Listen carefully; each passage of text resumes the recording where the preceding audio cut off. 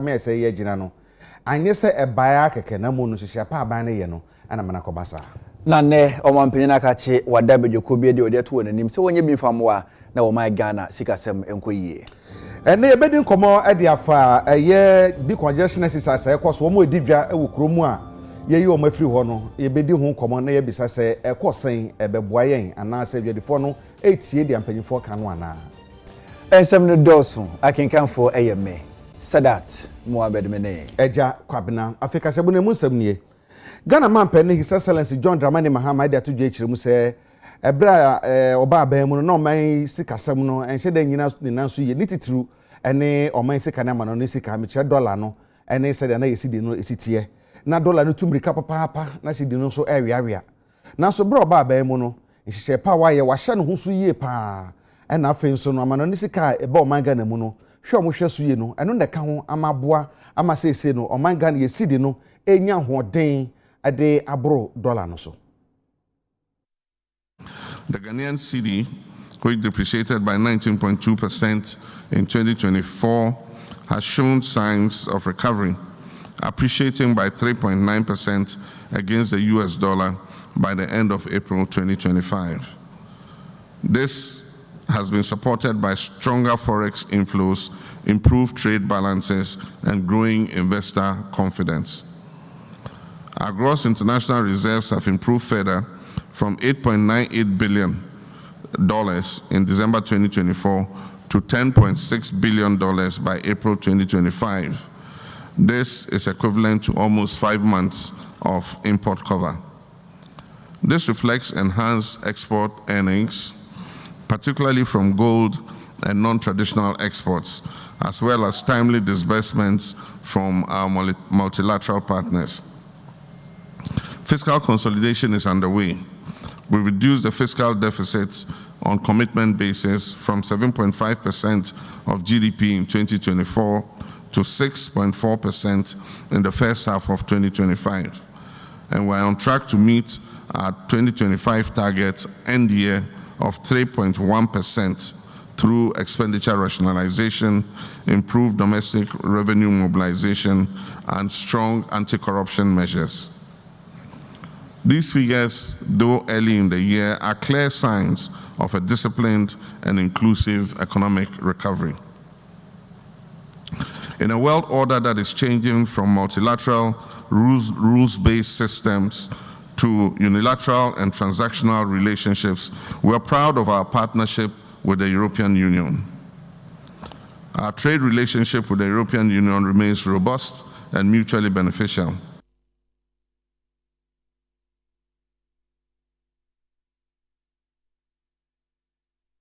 ene ewo mampenyina kache National Development Planning Committee abedwokuo ene mampenyina eda wanadie okasa de to abedwokuo yanim se wonhwe hunu so de nhihye pa ebegu apono so beboa na oman na afa na ntuma pa de fira ewo mpuntu kwaso na wonhihye nsoso no enkonkoye nhihye a eni saban kwa no bedi so aban bi obeba no obeva san nhihye so na wode abo man chechire.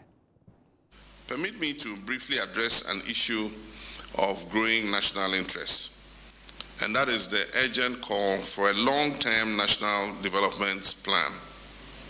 Ghanaians increasingly demand a stable and predictable path for national development that transcends our electoral cycles and partisan politics. Here I'm reminded of the words of Osajifo Dr. Kwame Nkrumah in his visionary 7-year development plan, and he stated, "The economic policies will lack direction and consistency unless they are firmly related to a clear vision of the structure of the economy towards which we are moving. It is only in the longer view," he said longer view, "that it is rational to project any really radical transformation of our economic system." And he goes on to say, "In the very short period, we remain prisoners of our past." And so there already Nkrumah was projecting that we should have a longer view of our path of development. Indeed, nearly 70 years after independence, our economy continues to rely heavily on a narrow range of primary commodities with limited diversification and value addition. This reality reflects the persistence of structural constraints that continue to hold us back, proof that in many respects, we remain, as Nkrumah said, prisoners of our past. Since the completion of the 40-year National Development Plan in 2017, under the leadership of Dr. Ni Mwe Thompson, not Moy, Ni Mwe Thompson, who now returns to chair the commission, other frameworks with similar long-term ambitions have emerged. Notable among these are the Ghana Beyond Aid Charter, the Ghana at 100 Long-Term Development Framework, and the Vision 2057 Perspective Framework. I urge the Commission to consolidate all these various efforts into a coherent, inclusive, and forward-looking national development plan. This must be done in close collaboration and consultation with Parliament and the people's representatives to ensure that the final plan reflects a broad national consensus and is subject to regular review in response to evolving domestic and global challenges.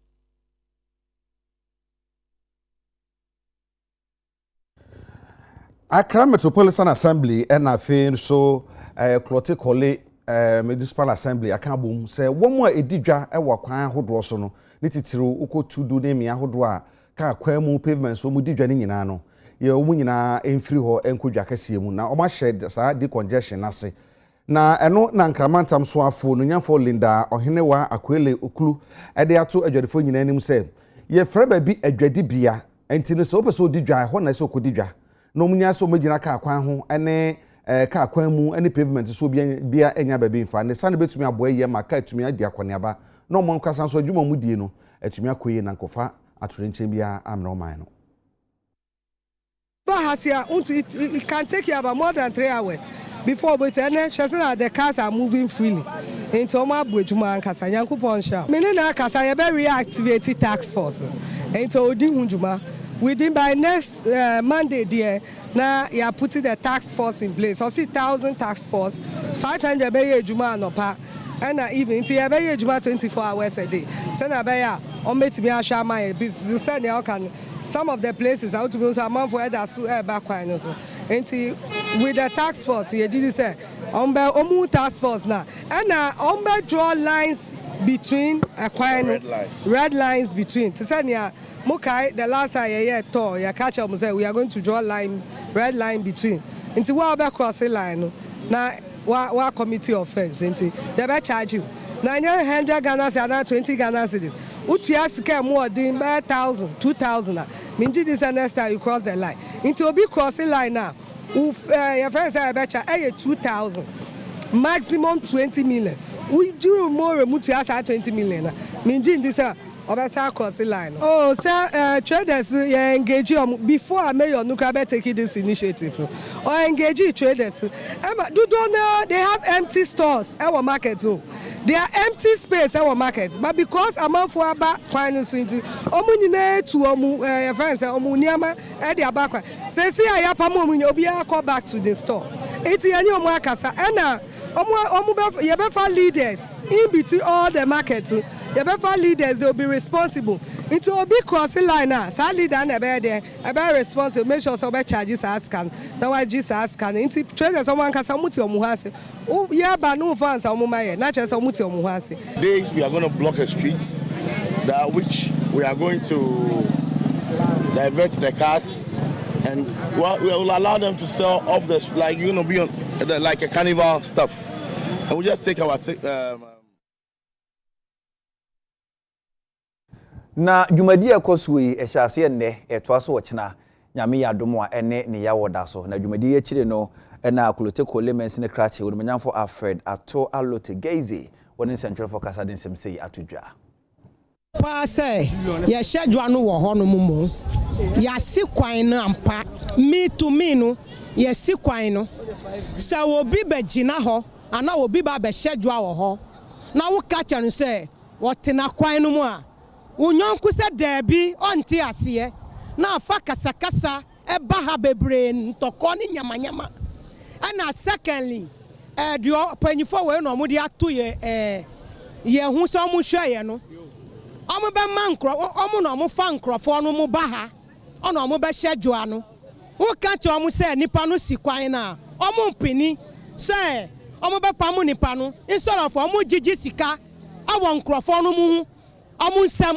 omo gi sika no wi a na omo de nipa no beto ho wo ka cho omo say ekwan ni ho pe ntoko aba enti me to me pa de yesi kwan obi twemu na wotam ode ni waka ye niama ntoko esi yesi wasai ye niama na ntoko esi enti ampapa say yesi kwan but say ye pa chew se na e ba ye no ombeti mi amma na yakọ echi bebia but omuso mu nchen ye police ye pa chew omo ye Taliban no ye Taliban ye mo bia mbetena ye nim ni ye Taliban no omo ho ye mobo na mo fa ho no maye ebize ho na ye tena na ye nya bididie enya bidie ni bibia ye tua ye dan ka ye tua bibia nti ye pa ne cho ye pa me on ye pa ne cho no hwe maye kakra ye nim ye ho ti ahyehyɛ ye ho pepepe ete ba ya me yoso ye nkɔ no aha me ebize single mother nkwala no so me nsia miensa ebekɔ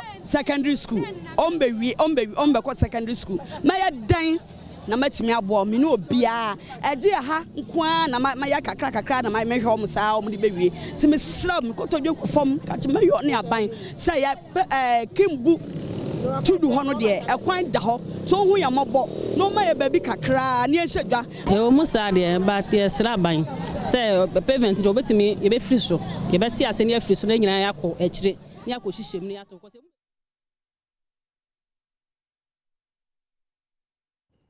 Ewie yebegina we so na yakọja bofo karato yeba yebetena se di nkomo decongestion exercise ya ho nkomo na yebedi ntemo ntwa yeba sisi ya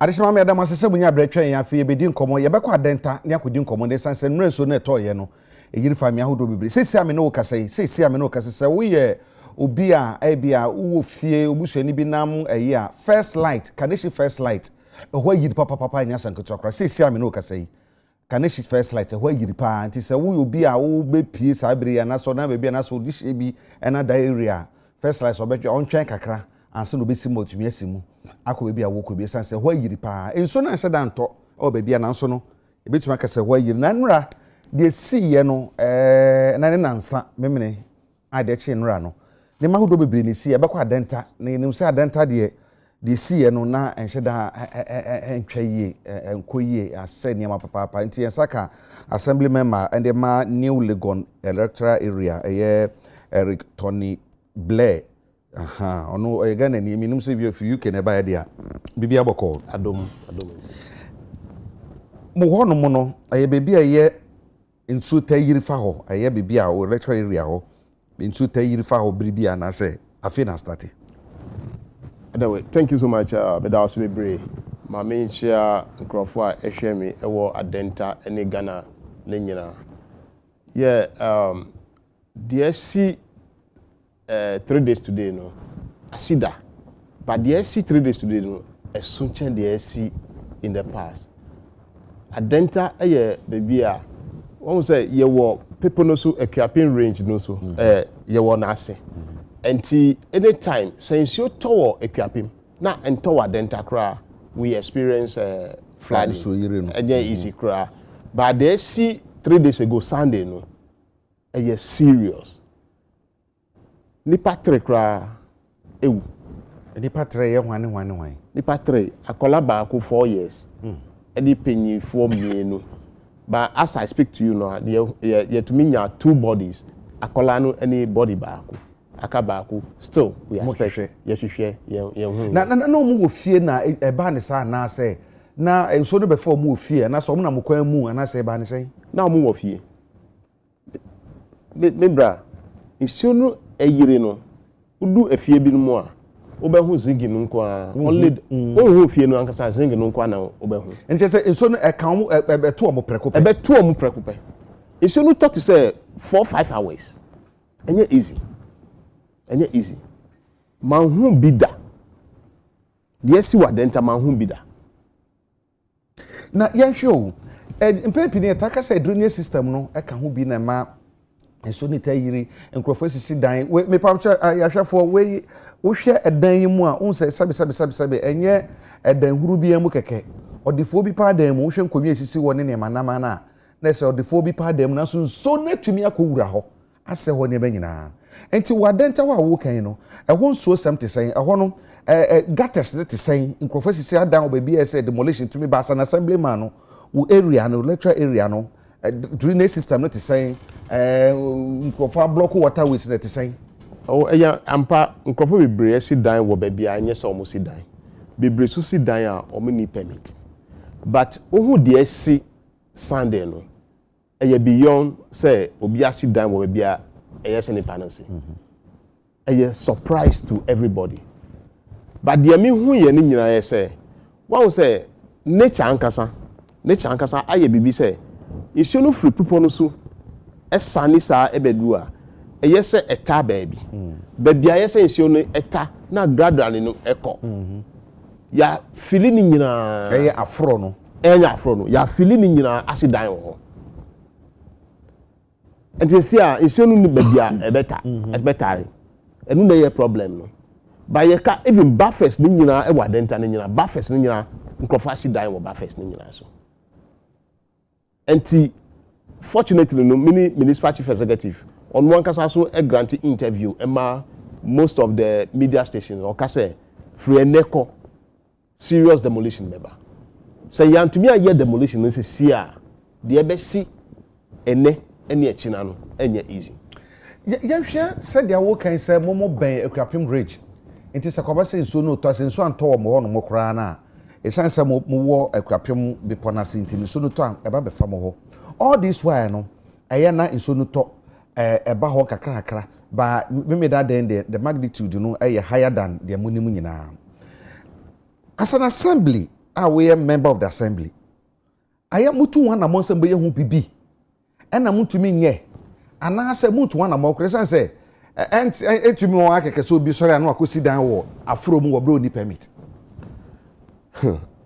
It's easy. Dear met me say as an assembly, we need to have a political will. So want me and yasa political will. So be ye bibia. The SC Sunday no ebe simbio. Because time amiba assembly no ebe duene. Ye marki almost 350 buildings say. And 350 structures say yes call down. 50 sat time ebe duene hwe yansi. 350. 350. I just said, I am professor in a kiosk and I'm a structures. It's I said, and sometimes in Crawford, I must kiosks, and your kiosks, a building, serious building. Me invite you after this program. Who dear F.H. Chinako, brand new Legon. Now me take you around. The indiscipline in the system, no, too much. Just say now be.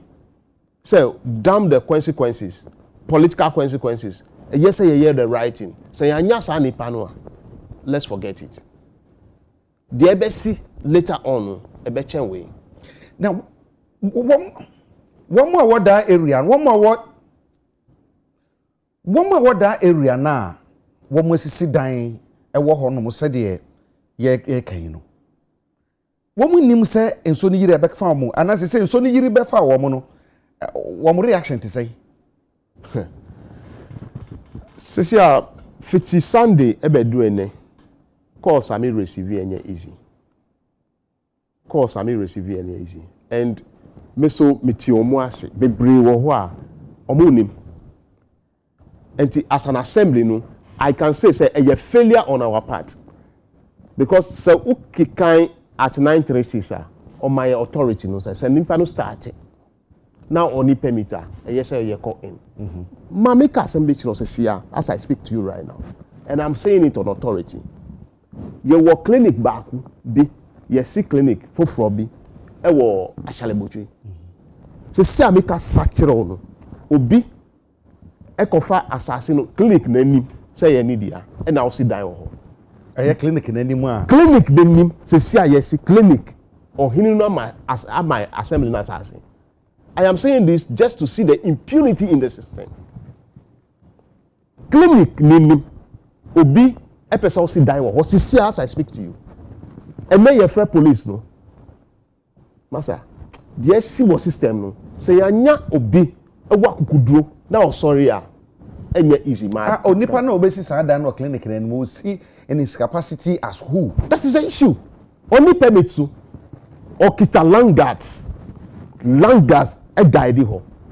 Police are inviting omuni nyina e on Friday. Omu call police station no also or the document beba. As at yesterday, omu call ho any ene omu call ho or called to anua gravel any cement almost 30 years juma. Without permit. That is the impunity in the system. You don't know where those people are getting the authority from. Obi to me akoji abans ase obi to me akofa abans ase na oye dia onu ope. I am telling you say yanya obi na nipa no kita owo akudro o sorry ya this country Adenta will not be a better place for you and I. Asamo kan ye me na kakra ma adwunu mu ye me yi kakra san say police for ato nsa fro say assembly no na tumi ni kura ne say obetumi sidan otumi sidan wa ha assembly no e ma otumi say sidan ya police mo atwera de ama no say oni ho kwan police for ato nsa fre no on for document bi ankoye o sidan police for so tumi nka hwe and no depa no chen president o. That is the issue. I can't even tell. Meaning baby nipa no was to me no. Messi assembly no to on to me ko hokra. Okita langas and I him say langas is illegal about Ghana. But as I speak to you, upea echina for reporters ne enko ho. You cannot even enter there. Adenta and almost yes sika 1.4 million euros SC clinic. Ubi etumiko a person sit down assembly clinic nani for Christ's sake. Asama ye kan ye onunyamfo local government minister oye bandam na shibedwani honorable Indian crowd pamanu CCI. Asama ye kan ye wasemwa local government minister asama ye kan we de wa wasemwa enti o say adenta what's clinic assembly nesi clinic wo ho wo se musa na mo di si ye 1.4 euros 1.4 million euros hospital o masi no na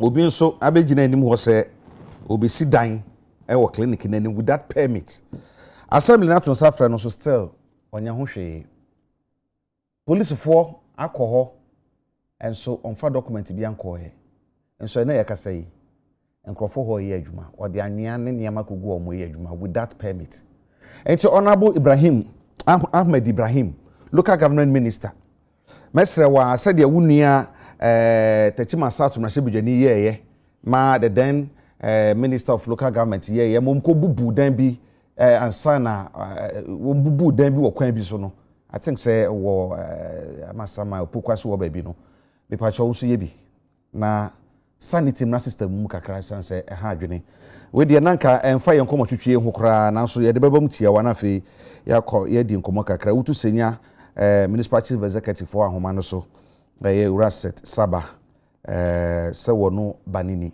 ye Urate menka UTV sunu ye mawadwo.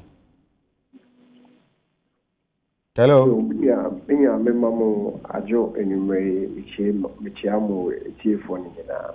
Yeah, that's it. I say, who follow you and come here, ye Emma, microphone, but assembly member be, I can't say, me say, unauthorized structures, a woman who run a hygiene, adenta, specifically adenta, and almost sit dying, a hospital will be so AC dying without permit or hospital anymore. What queer MC, you know, Obi between us or sit dying keke, or bro only permit, Obi between us or keke, since I will honor Mukrebi or an amboa.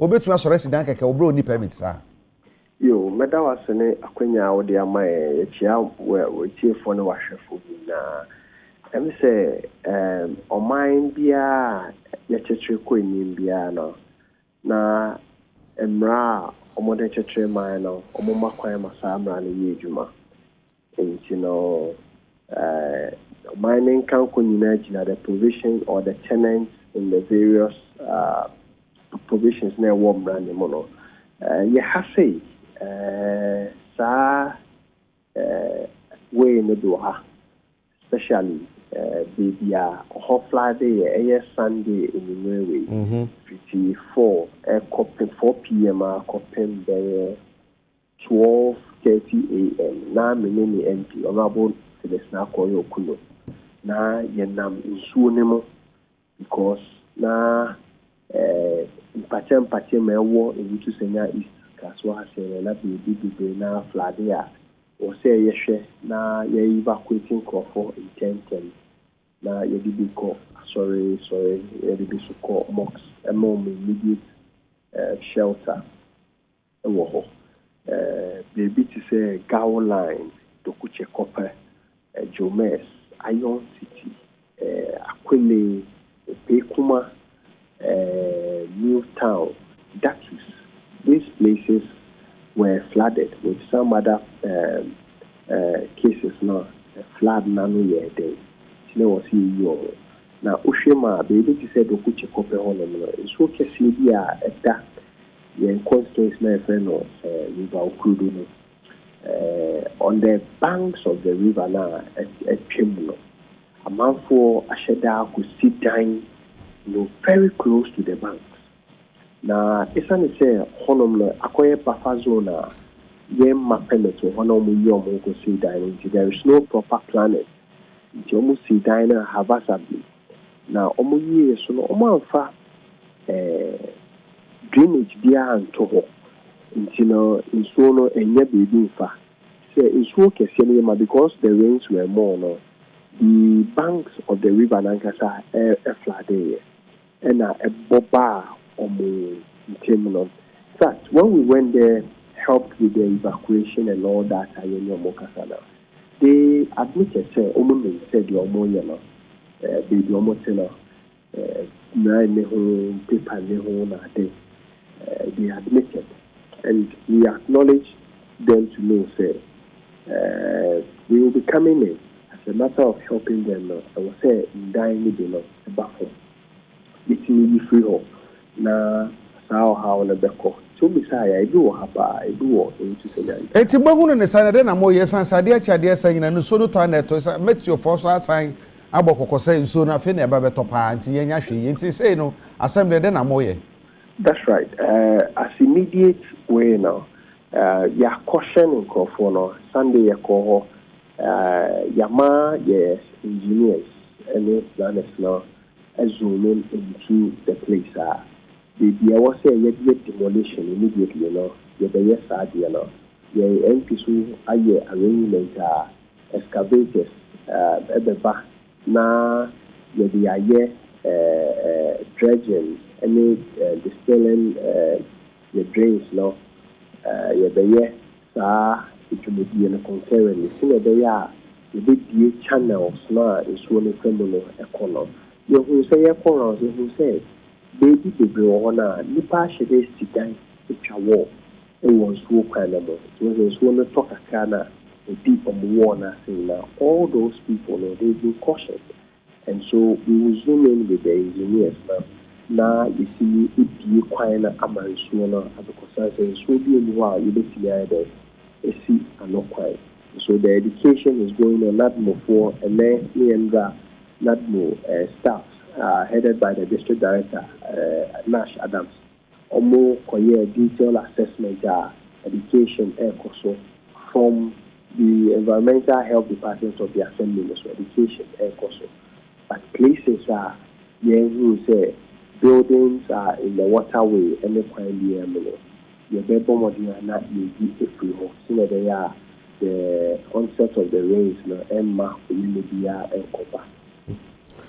All right. On abwebada say you know say e besan ba unchen bio na bi fufuru bia ye di nkomo na ahwe sanye bia watumi de ose aye oyo esan say enso de eden a ebeto nti de amobe bia no so no se be yi se nye gina mo so nti e besan ba unchen bio na bibia ni a ya to nkomo hwehwe say weda sipi that's it. Opinion ni ka say ewutu senya municipal chief executive onunya for set saba se wonu banini na enidi nkomo nti ba me samre bi na me ne Tony Blair enwi enkomo twetwe Tony ye kan no ka me say wo ka bibia about impunity say obi esi dan na wo need to me krata na assembly na kan wasam assembly no mu need to me betumi ka say this person say nti betumi kra de na court na say for mu need say to me no ye what to me after that assembly no what to me say o si dan a na wo need permitter obetumi ade wo court na obetumi aye demolition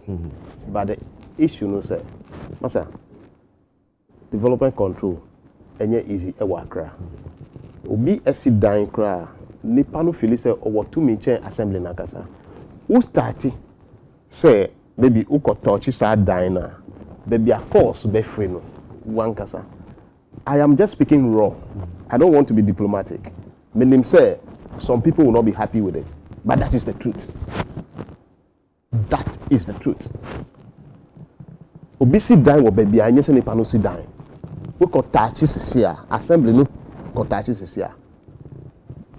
Who baby a course no be free no. One take it time class staff no be ko baby a on person wo. Just say because there will kind of say I could also see the police for a friend one call that so see them without permitting meaning say or to me corrections or to me I tell you on what authority police assembly call reporting case ma so oh my protection na ko ji assassin na police sent to me yes adian so wow. I don't have confidence in the police when it comes to that I don't have confidence in the police and that is the truth. William said the police, the divisional commander and the district commander that are watching, and that is the truth. I don't know how to be diplomatic because it hurts me. Say, Ohini Bema was assassin. Now Obi Ekoji assassin. Even building. Let's forget about the land. Let's forget about the land issue. Let's talk about the building. Before you build, you need to go for permit. And before you get a permit, you need to send some documents. You don't have the documents and you are building. And police even to invite you, you refuse to go. The assembly says, okay, wait there, no problem. Brane and Kasa, and Nukuramamba. Assembly no consider equipment, sir. You came there for the assembly to give you the equipment. Assembly look at it is not easy. Serious, it's not easy. And this is where the whole thing started from. Nkrofo I sit down, now we need to krata and is a statistic. And to say you need ubi. Now the panube to me stand firm. I don't know what will happen. Asema wo kan me pese ye twe aban na dwene disiso. Na Mampeni Mahama ose or reset Ghana. And it's a reset no say ye we the na nya reset ni ye yo. Enti onunya for Ahmed Ibrahim, local government minister. Say dem dey kan no. O predecessor bi e wo poku ase. E mo o ka kire nkofo no say kan akwan mu no nipa ni sida no me ma me ye bubu no. Ampani ampa o me ye kobubu no. E ma kwan no e da mu. Enti se wako sidan no wo ba bia nsi so si na assembly na ka na obi antumi nya ho hwede a tumi ni nyina ekura local government minister me pacho ye be hwede obetumi aye I know so obetumi aye we ya ye be beka wanye nso a efi he ya ye be beka enti ye kɔ no menim se o fellow assembly members ehwe ene assembly sa wodo no dodo na ehwe menim se adwuma no ne ye no aye bibia ohu bi aye den kakra but ya na sesa mo so mo ye enti this time around no mo ho no lecture area ho no se de nso na yira fa nkrofo enwinwi na sefue no education bi na mo ye so muntu free ho ana se bi a somebody na mo ntana wo so no yiri fa mo a enfa ye ho wo fam kakra wo so nya na ye MC ni de ba wo fam kakra na den na mo ya assembly members na be ya nkrofo no so e be hu na de sama odi okoso no mo yeah enyumre we many NADMO coordinator the previous and the current one year kasa me say the yes or mo yes omo ko educating crofo what be buy kra me hu say whether no yes on way one free ho the SC Sunday no the eba no way until you start public education and my catch say omo pe van bi information van no mo go around no omo educating crofo now omo catch them say see the way system whether no no say one free baby awo no the ebe si no e chen there as until you start public education and other things. I see. Where the ye be na be ye be sori so anisa na ansa na meja kwa ma wako no ye hwe baby a wo kan no areas ben na wo electoral areas so no yiri fa da sadante area ho so no yiri fa ya obeka ma ye tumi hu se na be yo chena bi no so bi pese okoye story bi o betumi sa hana me kwa me hu hana me kwa me hu ye animal research. Okay, yeah, animal research we are. Animal research. Also yiri. Enye easy cra. Rosa. Enye easy cra. Baba down. Abu down. Any insurano. Within my electoral area. But uko other areas are. To say Amrahia. To say Manhi. Nana Krum area ho. Enye easy cra. New Adenta. And yet easy.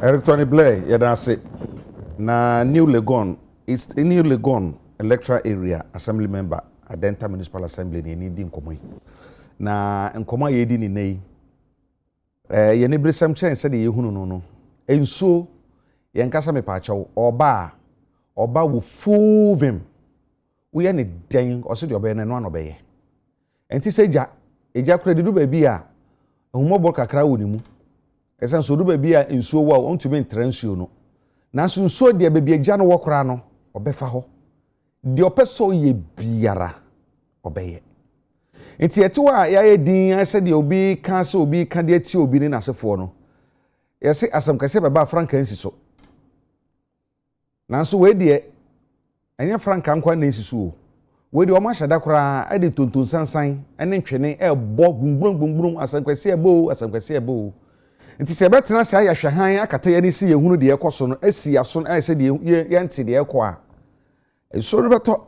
ebeyiri na yiri nso a yen ya na ebeyiri yen nti ebehwe na assembly ne beye ebehwe na local government ministry ne beye ne ahwe ne aban no so ebeye edu ba bia suban no ene ne ye na kwadan ne se wo fase 19 kuro umia okekam wa mia so ekuru no etu kuro no tu so a beda ne kisikuro no so ba ebetwa ne nan nti mu de wo he na wo a wo ye wo fa no wo beye wo be mia ma na so ma kuro na wu ama na nya hoden ana so wo be gya no ama kuro na pro ma ye twa ne nan ya se misa nti ebeka ne agyabi na adomdom ye ne a ya san toa so bidin de agya kwabena me ne Sadat Muhammad ene de kasebo no ebrɛ mu da mu nyina ase ma mo ne hwe ma wo de yi